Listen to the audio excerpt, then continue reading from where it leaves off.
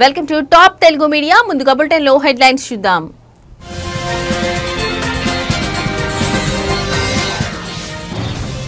వివేక హత్య కేసులో కీలక పరిణామం. తదుపరి దర్యాప్తుకు మేం రెడీ అన్న సిబిఐ.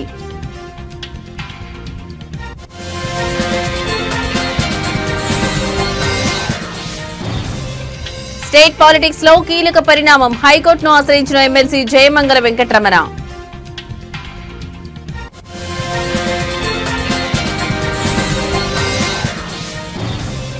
నదిలో కొట్టుకుపోయిన ట్రాక్టర్ 10 మంది గల్లంతు.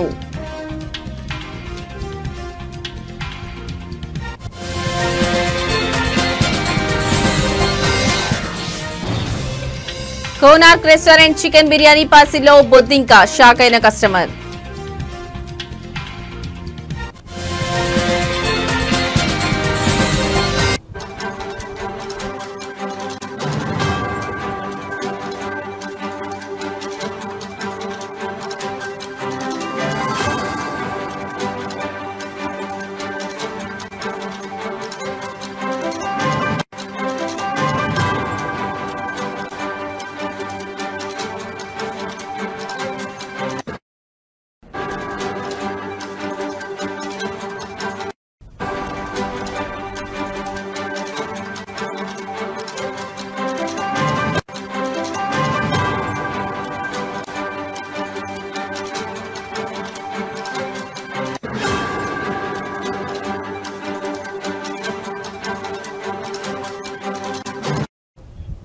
రైట్, ఇక బ్రేకింగ్ న్యూస్ చూస్తున్నాం. మాజీ మంత్రి వైఎస్ వివేకానందరెడ్డి హత్య కేసు దర్యాప్తులో కీలక పరిణామం చోటు చేసుకుంది. ఈ కేసులో తదుపరి దర్యాప్తు చేపట్టేందుకు తాము సంసిద్ధంగా ఉన్నామని సిబిఐ సుప్రీంకోర్టుకు తెలియజేసింది. పిటిషనర్లు కోరుతున్నట్లుగా విచారణను ముందుకు తీసుకెళ్లడానికి తమకు ఎలాంటి అభ్యంతరం లేదని, అయితే దీనిపై న్యాయస్థానం నుంచి స్పష్టమైన ఆదేశాలు రావాల్సి ఉందని సిబిఐ పేర్కొంది. ఈ కేసుకు సంబంధించిన విచారణ సర్వోన్నత న్యాయస్థానం ముందుకు ఉంచింది. సిబిఐ తరఫున అదనపు సొలిసిటర్ జనరల్ ఎస్వి రాజు వాదనలు వినిపించారు. ఈ కేసులో దర్యాప్తును మరింత కొనసాగించాలని పిటిషనర్ల తరఫున సీనియర్ న్యాయవాది సిద్ధార్థ లూత్రా కోరారు. దీనిపై స్పందించిన సిబిఐ కోర్టు ఆదేశాలు జారీ చేస్తూ తాము విచారణ కొనసాగింపునకు సిద్ధంగా ఉన్నామని స్పష్టం చేసింది.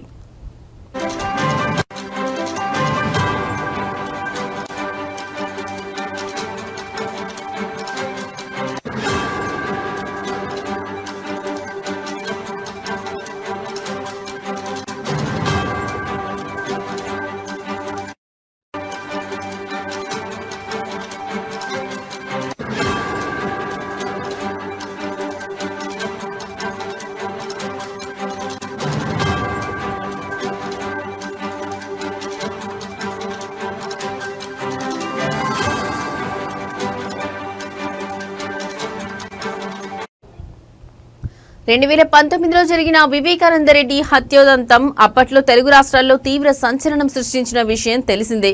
ఈ కేసు దర్యాప్తులో జాప్యం జరుగుతోందని, పూర్తి స్థాయిలో న్యాయం జరగలేదని పిటిషనర్లు ఆరోపిస్తున్నారు. ఈ నేపథ్యంలోనే వారు సుప్రీంకోర్టును ఆశ్రయించారు. సిబిఐ తన సన్నద్ధతను స్పష్టం చేయడంతో ఇప్పుడు అందరి దృష్టి సుప్రీంకోర్టు తీర్పుపైనే నిలిచింది. దర్యాప్తు కొనసాగింపునకు న్యాయస్థానం గ్రీన్ సిగ్నల్ ఇస్తుందా లేదా అనే విషయంపై సర్వత్రా ఉత్కంఠ నెలకొంది. ఈ కేసులో కోర్టు వెలువరించబోయే తీర్పు ఆంధ్రప్రదేశ్ రాజకీయాల్లో మరోసారి చర్చనీయాంశంగా మారే అవకాశం ఉంది.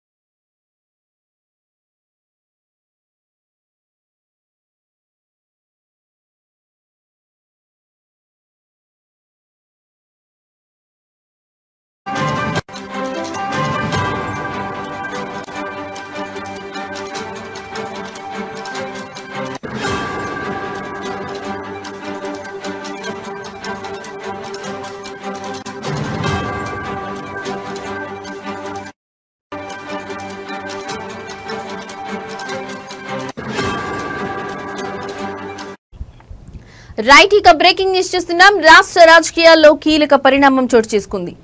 తన రాజీనామాను మండలి చైర్మన్ కొయ్యే మోషన్ రాజు ఆమోదించడం లేదని తాజాగా ఎమ్మెల్సీ జయమంగళ వెంకటరమణ రాష్ట్ర అత్యున్నత న్యాయస్థానం హైకోర్టులో పిటిషన్ దాఖలు చేశారు.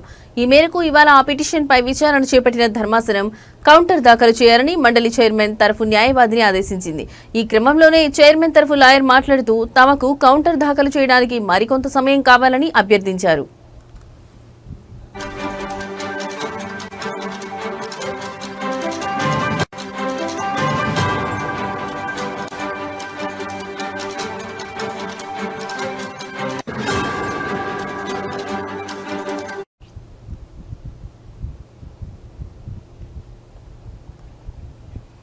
కాగా వైసీపీ తరఫున ఎమ్మెల్సీగా ఎన్నికైన జయమంగళ వెంకటరమణ గతేడాది నవంబర్ 23న ఎమ్మెల్సీ పదవికి రాజీనామా చేస్తూ శాసన మండలి చైర్మన్ మోషన్ రాజుకు లేఖను అందజేశారు.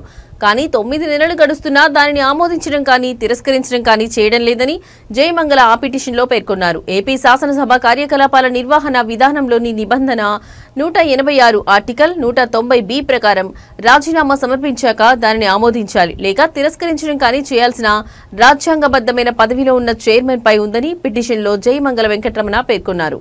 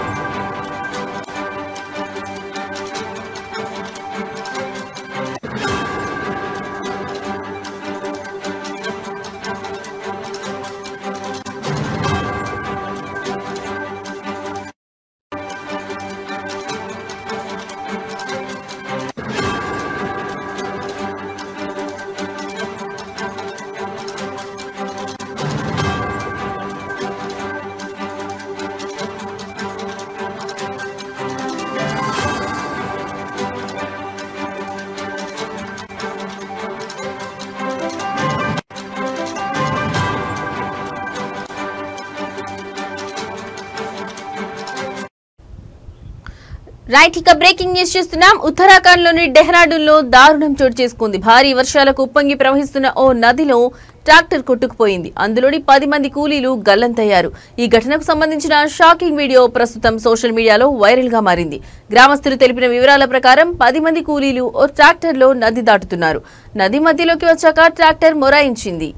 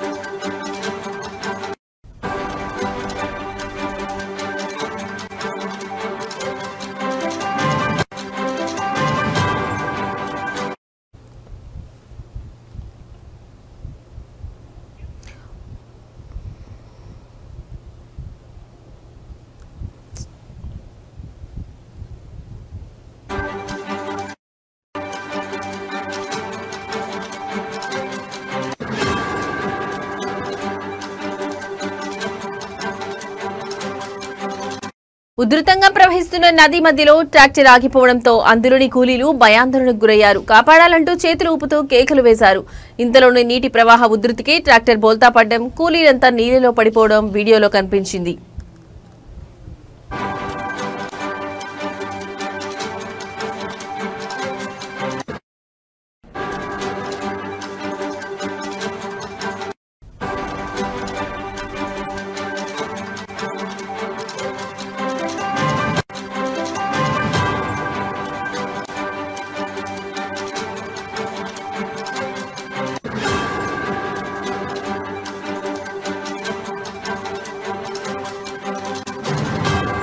దీంతో ఒడ్డున ఉన్న గ్రామస్తులు నిస్సహాయంగా చూస్తుండిపోయారు. కూలీల కుటుంబ సభ్యులు రోధిస్తూ నది ఒడ్డున పరుగులు తీశారు.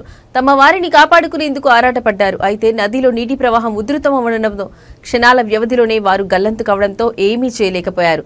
నదిలో గల్లంతైన 10 మంది కూలీలు చనిపోయి ఉంటారని గ్రామస్తులు భావిస్తున్నారు.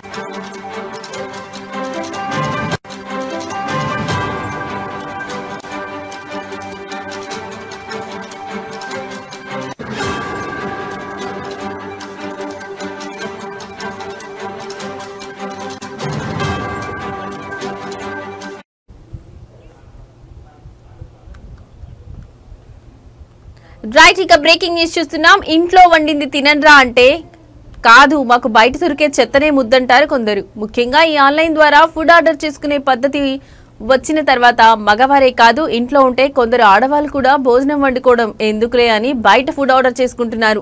ఇలాగే ఒక వ్యక్తి ఫుడ్ ఆర్డర్ చేసుకోగా అందులో బొద్దింక దర్శనమిచ్చింది. ఈ ఘటన ఖమ్మంలో చోటు చేసుకుంది. నగరంలోని కోనార్క్ రెస్టారెంట్ నుంచి జొమాటో ద్వారా స్పెషల్ చికెన్ బిర్యానీ ఆర్డర్ చేసిన కస్టమర్ కృష్ణ ఇంటికి వచ్చిన ప్యాకెట్ తెరిచి చూసేసరికి బిర్యానీలో చనిపోయిన బొద్దింక కనిపించింది.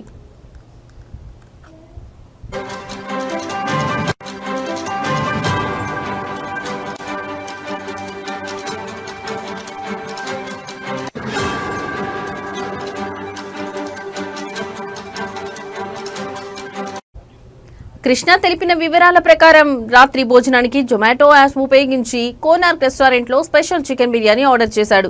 20 నిమిషాల్లో డెలివరీ బాయ్ పార్సల్ అందజేశాడు. ఇక కుమ్మేద్దామని ఆనందంగా తెరిచిన కృష్ణకు బిర్యానీలో చనిపోయిన బొద్దింక కనిపించింది. షాక్ అయిన అతడు వెంటనే రెస్టారెంట్ యాజమాన్యాన్ని కాల్ చేసి ప్రశ్నించాడు.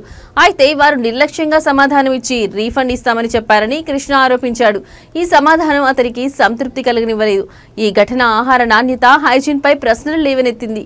ఖమ్మం పట్టణంలోని కోనార్క్ రెస్టారెంట్ వైభవిన్ హోటల్ మధ్య ఆర్డర్ మిక్సప్ జరిగినట్లు అనుమానం వ్యక్తమవుతుంది. కృష్ణ ఈ విషయం సోషల్ మీడియాలో పోస్ట్ చేసి ఫుడ్ సేఫ్టీ అధికారుల దృష్టికి ఆకర్షించాలని కోరాడు.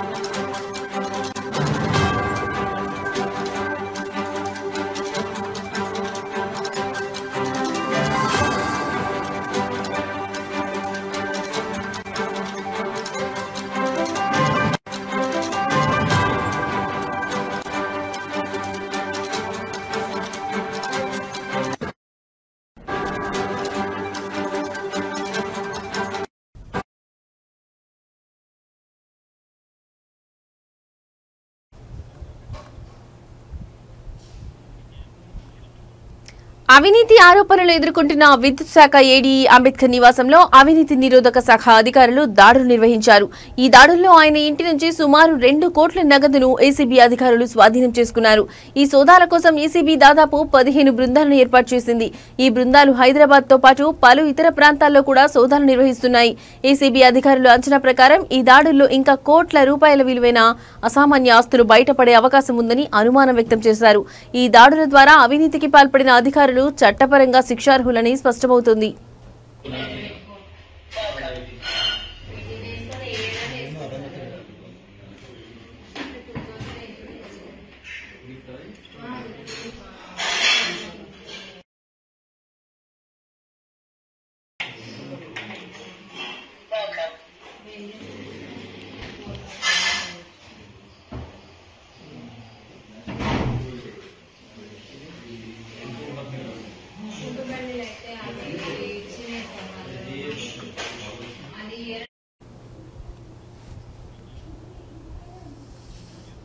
మెదక్ జిల్లా నర్సాపూర్ మున్సిపాలిటీ పరిధిలో ఈ రోజు జరిగిన సంతకు నియోజకవర్గంలోని వివిధ గ్రామాల నుంచి పెద్ద సంఖ్యలో వ్యాపారులు మరియు వినియోగదారులు వచ్చారు. అయితే వారు వ్యాపారం ప్రారంభించే సమయంలో హఠాత్తుగా వర్షం దంచికొట్టడంతో వ్యాపారస్తులు ఆందోళన వ్యక్తం చేశారు. వాన కారణంగా తమ సరుకులు తడిచిపోతాయని, వ్యాపారం జరగదని వ్యాపారులు ఆవేదన వ్యక్తం చేశారు. సంతకు వచ్చిన వినియోగదారులు కూడా వర్షం వల్ల ఇబ్బందులు పడ్డారు. ఈ అకాల వర్షం కారణంగా వ్యాపారులకు ఆర్థికంగా నష్టం వాటిల్లింది. సంతలో వ్యాపారం కోసం వచ్చిన పేద వ్యాపారులకు ఈ వర్షం తీవ్ర నిరాశను కలిగించింది.